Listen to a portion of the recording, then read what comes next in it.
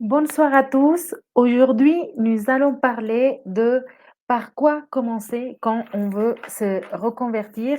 Avant ça, je suis, pour ceux qui ne me connaissent pas, Lucero Martinez, experte en reconversion professionnelle pour cadres et ingénieurs, coach carrière de l'INSA Lyon, d'HEC, de l'ESSEC, d'Uniagro et quelqu'un surtout qui est passé par là, par des périodes de questionnement professionnel et qui est là aujourd'hui avec la mission d'aider des cadres et des ingénieurs à trouver le métier qui leur correspond vraiment pour se sentir pleinement épanouis professionnellement et personnellement. Donc, par rapport à la thématique d'aujourd'hui qui est ultra courante, OK, je ne suis pas épanouie dans mon job, mais je commence par quoi? Sachant que je ne sais pas ce que je veux faire, je suis perdue et j'ai des peurs. Donc, par quoi commencer? Donc, pour revenir aux prérequis d'une reconversion professionnelle. Numéro un, je veux explorer les possibilités. Je suis arrivée à un point de questionnement ou de mal-être dans mon job qui m'invite à ouvrir les antennes et à me dire, je veux explorer les possibilités parce que je ne me projette pas sur le long terme dans mon job. Donc ça, c'est le premier prérequis, l'envie de voir ailleurs, l'envie de se dire qu'on va pas, tenir, trop longtemps dans le job dans lequel on est. Voilà, donc ça, c'est premier prérequis. Deuxième prérequis pour une reconversion, être perdu. Je ne sais pas ce que je veux et ça, c'est très important parce que souvent on me dit: «Le jour où je saurai ce que je veux faire, ces jours-là, je vais me faire accompagner, ces jours-là» et cetera. Alors que c'est le chat qui se mord la queue. Le prérequis pour démarrer une reconversion professionnelle, c'est de ne pas savoir ce que l'on veut. Donc ça peut paraître bizarre, mais c'est important. Comme ça, au moins, tu te donnes pas d'excuses de: «Comme je ne sais pas ce que je veux, alors je fais rien». Non, c'est parce que tu ne fais rien que tu ne trouves pas ce que tu veux. Donc deuxième prérequis, je suis perdue. Je ne sais pas ce que je veux. Je ne sais pas vers quoi aller. Troisième prérequis, j'ai peur. J'ai peur, peut-être des peurs cachées, mais j'ai peur de ne pas garder le même niveau de revenu, j'ai peur du regard de la société, j'ai peur, de me tromper et de me dire que dans 3 ans, dans 5 ans, je vais encore me poser ce type de questions. Bref, donc voilà les 3 prérequis à mon sens de, voilà, qui invitent à la reconversion professionnelle. Maintenant, par quoi commencer? Avec le recul, pour avoir accompagné plus de 200 personnes, après moi-même m'être fait coacher, dans mon business et sur différentes thématiques, je dirais vous faire accompagner. Tout le monde n'en a pas besoin, mais, je pense que c'est vraiment, le moyen le plus rapide, le plus facile, le plus efficace pour souffrir le moins de temps possible, pour avoir des résultats les plus vite possible avec le moins d'énergie possible. Donc vous faire accompagner. Maintenant, heu, pour vous faire accompagner, bah, ça demande d'explorer, les différentes formations, les différentes options que vous avez. Hem, J'en vois 3 des options. La première option, c'est, compétences classiques. Un bilan de compétences classiques, il a l'avantage de, vous aider à identifier justement quelles sont les compétences que vous avez acquises durant votre vie professionnelle.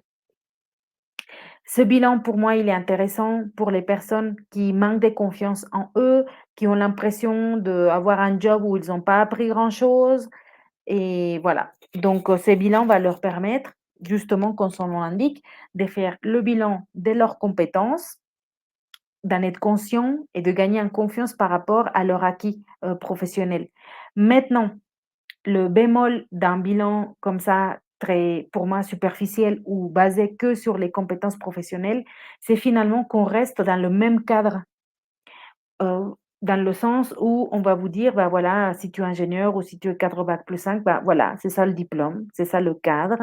Hem, je pense à une amie, Coraline, qui avait fait un bilan de compétences comme ça et qui était chef de produit packaging, voilà, pour une grande entreprise de cosmétiques et on lui disait: «Bah, maintenant, bah, peut-être que au lieu de travailler dans une grande entreprise, tu vas pouvoir travailler pour une petite entreprise, pour une PME ou plutôt les cosmétiques, bah, ça sera autre chose ou aller vers les achats».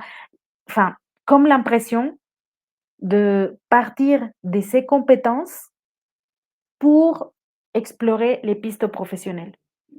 Et pour moi, ça, c'est un grand bémol parce que je pense que le bonheur au travail commence par le cœur et peut-être que je n'ai pas les compétences aujourd'hui du métier de mes rêves, mais je peux les acquérir. Dans le passé, j'ai vu des ingénieurs devenir chanteurs, des ingénieurs devenir médecins, gardes forestiers, gestionnaires, des risques climatiques, photographes, entrepreneurs, naturopathes. Est-ce que quand ils ont fait un bilan de leurs compétences professionnelles, ça sortait des compétences en naturopathie ou en photographie ou en chant? Non.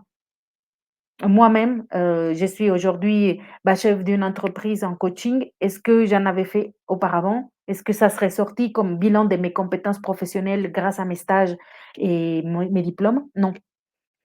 Donc, il est là le bémol que je vois à des bilans de compétences pures et dures et qui vont tout simplement vous dire: «Bah, voilà, tu es compétent à gérer des réunions, à utiliser des logiciels, à» et cetera et finalement à rester dans le cadre de la situation professionnelle dans laquelle vous êtes aujourd'hui et qui peut-être justement ne vous convient pas. Donc on tourne en rond à un endroit où l'idée c'est juste de s'en sortir. Donc voilà, ça c'est pour le premier point, bilan de compétences classique. Maintenant, voilà, c'est ce que j'en pense. Deuxième chose, Pôle emploi. Pôle emploi, surtout pour les personnes qui ont démissionné ou qui ont fait des ruptures conventionnelles ou voilà, ou qui sont inscrits au Pôle emploi, peuvent se dire: «Bah, je vais me faire accompagner par Pôle emploi dans ma reconversion». Oui et non. Je pense que c'est intéressant et obligatoire d'ailleurs de se faire accompagner par Pôle emploi, mais je pense que leur efficacité est surtout intéressante quand on sait déjà vers quoi aller. Imaginons que justement je suis ingénieure et je veux devenir photographe. Une fois que je sais que je veux être photographe, je vais à Pôle emploi, je me renseigne sur les formations, sur toutes les aides possibles à la création d'entreprise, sur les statuts. Bref, j'ai un projet et ils peuvent m'aider à m'insérer professionnellement ou m'insérer dans la vie professionnelle, mais je ne suis pas ou je ne serais plus susceptible de me faire influencer par mon conseiller Pôle emploi sur ce qui est le mieux pour moi. Parce que bien sûr, l'objectif d'un Pôle emploi, ça va être de que vous retrouvez un job pour arrêter de vous payer vos indemnités, bah, le plus vite possible et la façon la plus rapide possible pour retrouver un job, c'est de rester dans le job que vous faisiez avant. Donc, est-ce que c'est eux qui vont vous dire: «Ouvre le champ des possibles, et connecte à ton enfance» ou j'en sais rien? Non, je pense qu'ils vont plus dire: «Quel est ton diplôme? Quelle est ton expérience?» et voilà, dans un rayon de 10-15 kilomètres, qu'est-ce qu'il y a, les débouchés, tout ça. Donc on reste encore sur un niveau, encore une fois, je pense superficiel, des étiquettes, des diplômes, de l'expérience, mais on ne va pas connecter avec vos vraies envies, vos vrais besoins, vos nouveaux besoins par rapport à l'étape de vie dans laquelle vous êtes aujourd'hui. Donc Pôle emploi, oui, mais pour moi, oui, quand on sait déjà quel est le projet et pour qu'il nous donne un maximum, bah, d'aide et des informations pour concrétiser ce projet. Il nous reste un 3e accompagnement, qui est bien sûr un comme celui que je donne, mais qui a sans doute d'autres organismes qui peuvent donner quelque chose de similaire, qui est une sorte de enfin, j'ai pas envie de l'appeler bilan de compétences, mais imaginons que c'est ça, un bilan de compétences holistique ou un programme d'accompagnement plus holistique et global. Heu, pour vous dire, par exemple, dans mon cas, ma mission quand j'accompagne les personnes, dans le fait de trouver leur voie professionnelle, n'est pas de m'appuyer du tout sur, comme je disais tout à l'heure, leurs compétences ou leurs diplômes et cetera, mais sur qui elles sont quand elles sont en haute énergie, quelles sont leurs envies, leurs besoins du moment et et avoir comment dire? Une vision beaucoup plus globale de la personne. On n'est pas que le travail. On n'est pas que l'étiquette, d'ingénieur, de chef de projet, de manager et cetera. On est, hem, un homme, une femme avec une famille, qui est un couple ou pas, mais qui a une santé, qui a des finances, un travail, des amis, des loisirs, une spiritualité, un lieu de vie et l'idée, c'est de pouvoir, trouver quelle est la bonne pièce du puzzle, quel est le bon job qui va me permettre de devenir la personne que j'ai envie d'être dans tous mes piliers de vie. Donc c'est beaucoup plus global, beaucoup plus profond. On parle, de l'acceptation de soi, de l'amour de soi, de reconnaître ses talents, de mieux se connaître. Donc pour répondre à la question encore une fois de par où on commence, donc comme je vous disais, se faire accompagner, c'est ce que j'ai envie de dire parce que parce qu'on est influencé par l'environnement, parce que c'est peut-être, comment dire? Très enfantin, mais quand on a quelqu'un qui nous soutient pour aller vers un objectif, bah, on y va beaucoup plus facilement parce qu'il y a un engagement mutuel avec une personne qui croit en nous et qui a le même objectif que nous et qui nous pousse à être dans l'action et du coup, on a des meilleurs résultats beaucoup plus rapidement. Bref, enfin, pour moi, c'est le meilleur moyen. C'est comme si je voulais perdre 10 kilos en 1 an parce que, je ne sais pas, j'ai un événement. Je pense que la façon la plus efficace d'y arriver, c'est d'avoir à mes côtés un coach au gymnase qui va m'aider sur la partie musculation et avoir, une diététicienne qui va m'aider sur la partie alimentation et puis, bien sûr, il y a moi et mes efforts, mais j'ai une équipe qui me soutient, des experts, des conseils, des et personnalisé et vraiment je pense que j'augmente exponentiellement, les probabilités d'atteindre mon objectif, en ayant une équipe autour de moi. Donc voilà pourquoi je parle de cette notion de se faire accompagner.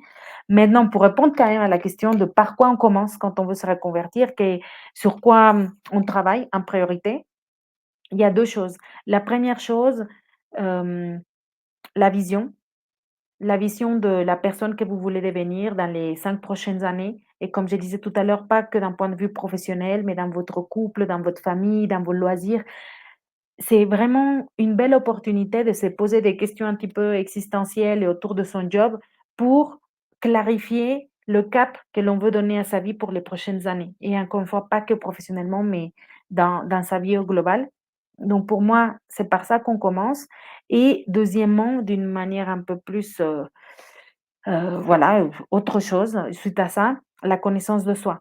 On commence par ça, par mieux se connaître pour mieux se satisfaire. Il y a différents outils, des tests, et et et voilà, différentes méthodes qui vont vous permettre d'identifier vos talents, d'identifier votre type de personnalité, d'identifier vos intelligences, d'identifier vos priorités dans la vie pour que, avec ça, vous fassiez des meilleurs choix. Ce n'est pas ça et ce n'est pas suffisant d'avoir une bonne connaissance de soi pour réussir une reconversion professionnelle. Malheureusement, ce n'est pas en passant des tests et des quiz sur internet que ça va se faire. Il y a un chemin, plus long, mais bon, là, l'idée, c'est juste de parler par quoi on commence, donc on commence par ça. C'est vraiment important, mais ce n'est pas suffisant.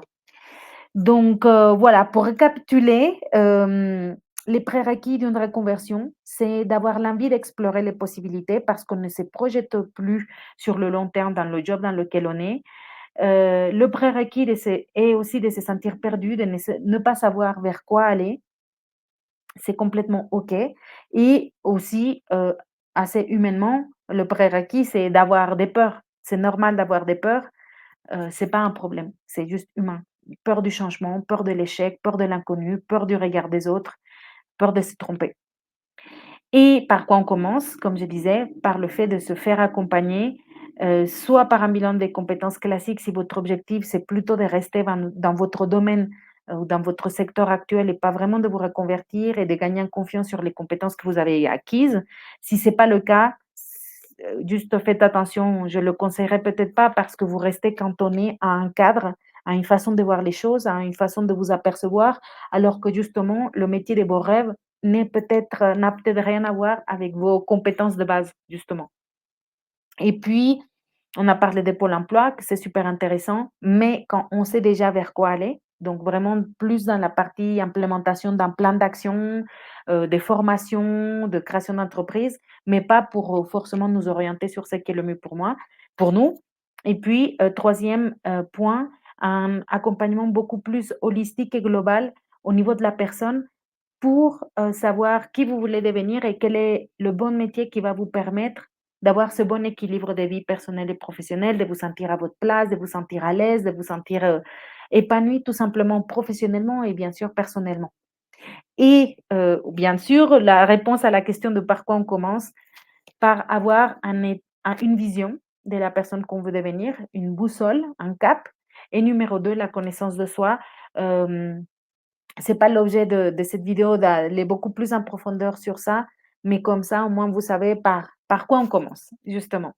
Et aussi, autre chose, par quoi on commence? Par passer à l'action. Je vous invite à prendre rendez-vous. Je mettrai, dans le descriptif un lien de mon agenda. Si aujourd'hui vous vous posez des questions sur votre avenir professionnel, que justement vous ne savez pas vers quoi aller, heu et vous vous posez des questions et vous avez l'impression que vous pataugez et que ça fait des mois, voire des années que vous vous posez des questions, mais que ça n'avance pas et peut-être qu'il y a un événement qui s'est passé, récemment, qui fait un peu comme la goutte d'eau qui vous amène à vouloir aller plus loin. Bah, à ce moment-là, je vous mets le lien de mon agenda. L'objectif d'un appel de 15 minutes qui est complètement offert et gratuit est de pouvoir échanger, que vous me partagiez quelle est votre situation professionnelle actuelle, ce qui va bien, ce qui fonctionne, ce qui ne fonctionne pas, pourquoi vous songez peut-être à faire un changement professionnel. L'objectif étant, bah, moi, de récolter ces informations et de vous apporter un feedback, une stratégie personnalisée par rapport à votre cas concret en base, encore une fois, de mon expérience personnelle pour être passée par là et pour avoir accompagné, hem, je veux pas vous dire de bêtises, mais on est à à à à je vais vous dire exactement combien de personnes accompagnées, 125. 125 personnes accompagnées. Donc, le feedback que je vais vous faire est vraiment basé sur l'expérience, pour avoir vu des personnes transformées, des vies transformées et c'est complètement offert, c'est 15 minutes, c'est pour poser voilà, un diagnostic sur la situation. Je vous mets le lien. Je vous souhaite une excellente semaine, je vous souhaite beaucoup de force. Je sais que si vous regardez ce type de vidéos, c'est peut-être parce que vous n'êtes pas 100 épanoui dans votre vie professionnelle. Ce n'est pas une fatalité. Maintenant, c'est clair qu'il faut passer à l'action et si vous voulez, savoir justement par quoi commencer ou qu'est-ce qui pourrait être bien à mettre en place sur cette fin d'année ou 2024, a avec grand plaisir. Si, voilà, l'idée c'est de vous apporter une stratégie. Peut-être que ça sera de travailler ensemble et je pourrai plus vous détailler de quoi il s'agit. C'est un programme qui est finançable via le CPF, la méthodologie, je pourrais tout vous dire. Et si c'est pas quelque chose qui est pertinent pour vous, c'est aussi très bien. Je vais pouvoir vous aiguiller vers une autre solution, une autre ressource, une autre personne qui serait plus utile pour vous, pour votre situation. Donc vraiment, absolument rien à perdre. J'espère pouvoir vous rencontrer bientôt et encore une fois, excellent début de semaine. Ciao à tous.